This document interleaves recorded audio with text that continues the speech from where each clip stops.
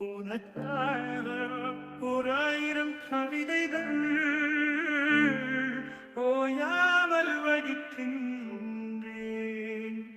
ஓர் நாள் நீ அமர்ந்து படிப்பாய் என்று என் எழுத்தின் நடைக்கு உன் குரலே ஒளி வடிவம்.